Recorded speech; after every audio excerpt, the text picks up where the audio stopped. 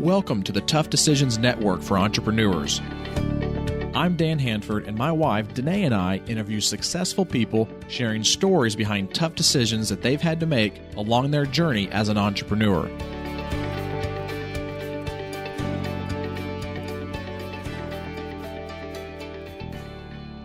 Thanks for joining us on the Tough Decisions podcast. Today, Dan and I are interviewing Jeffrey Hayzlett. Jeff, thank you for coming on with us and letting us talk to you for a few minutes. Thank you. It was a tough decision about coming on.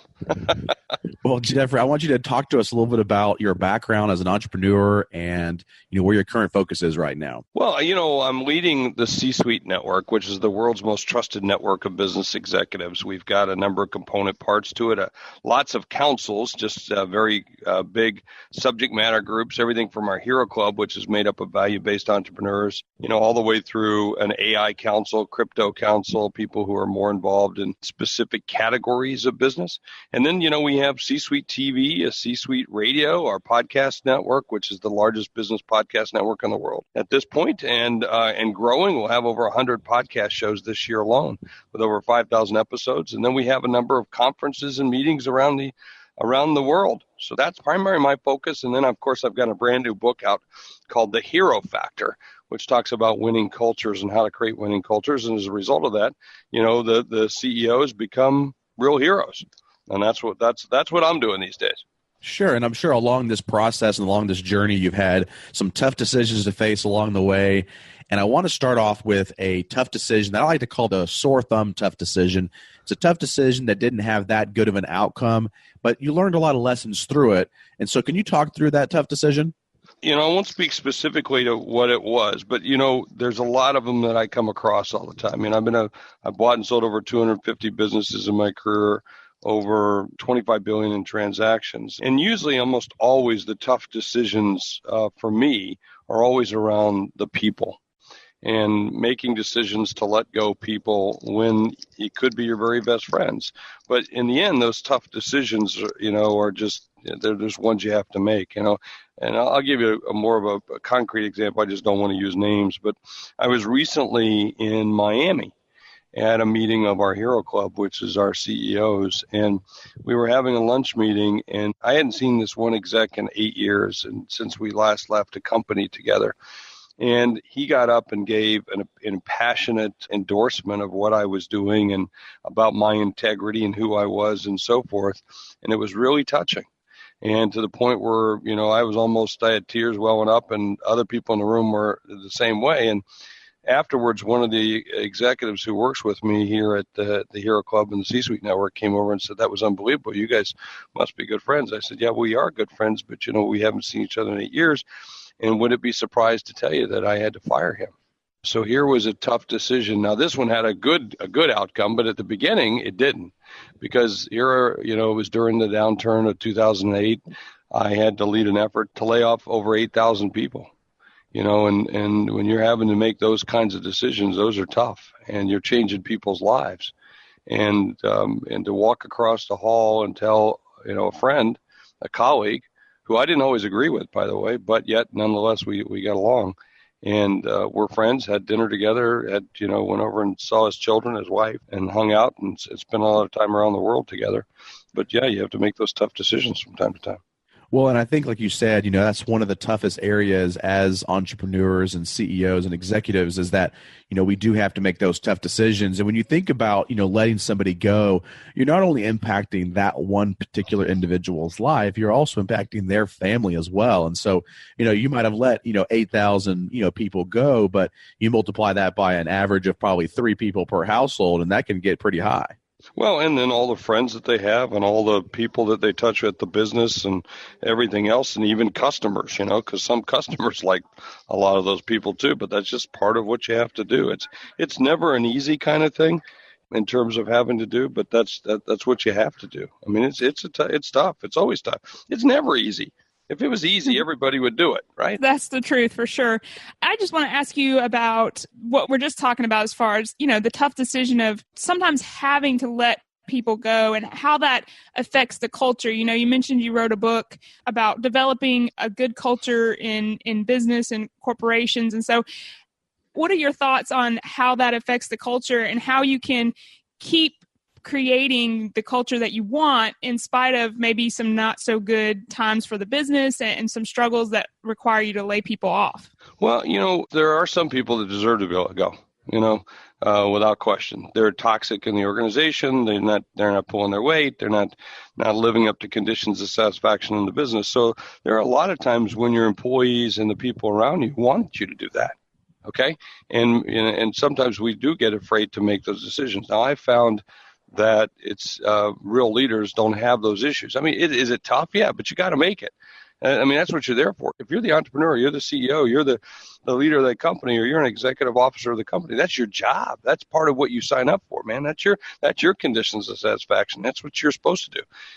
I'm on a board it's been going south, and meaning it was a merger takeover and everything else, and it wasn't going well with the inside the company because there was a lot of fighting going on between the board and the suitors of the company anyway. And my wife said, "Why are you doing this?" I said, "Because it's what good people do."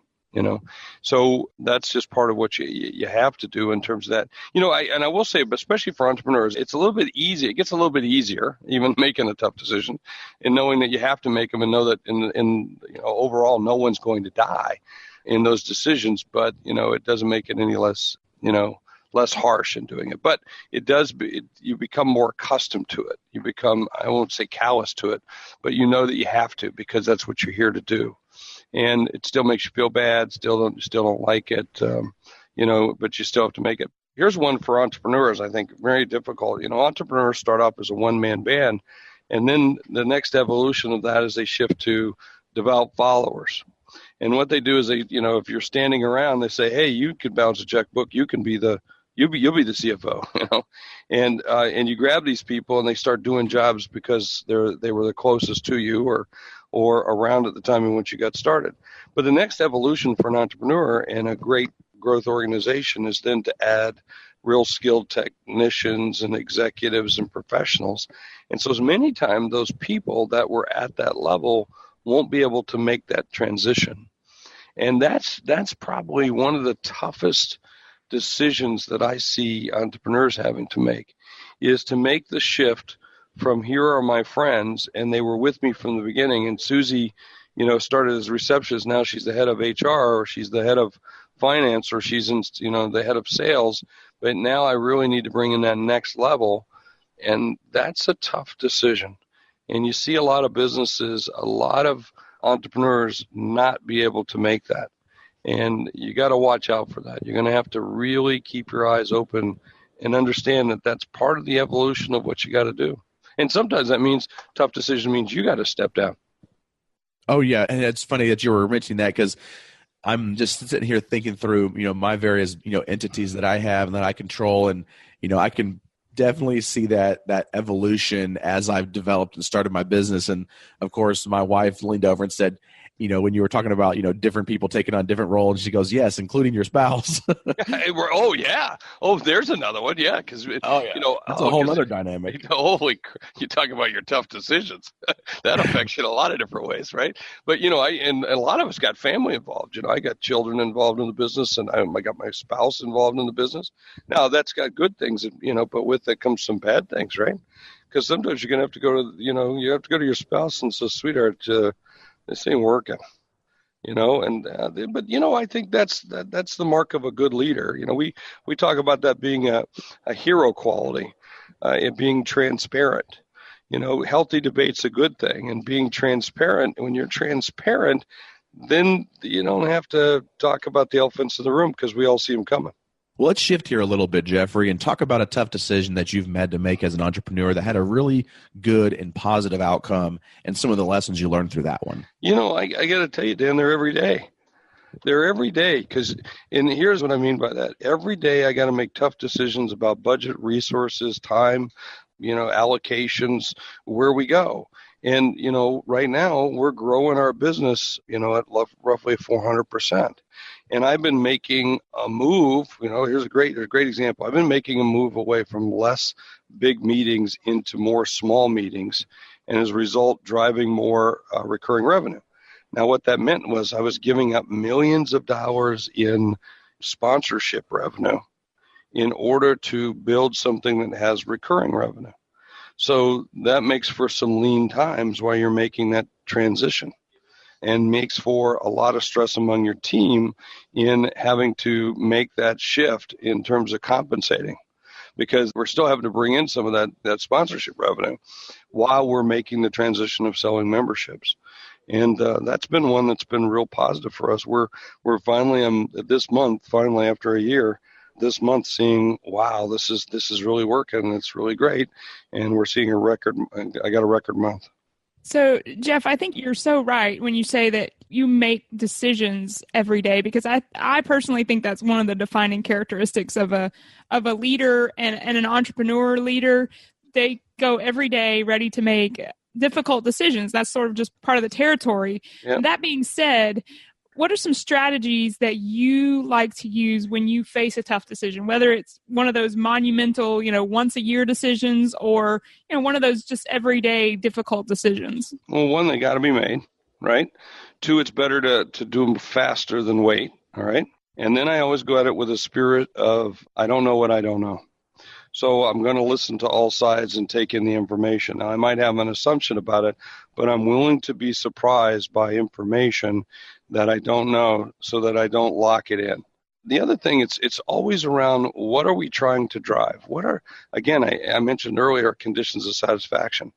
I've got the team focused. I met with my marketing team yesterday, and we're about to do a big, huge planning session in December.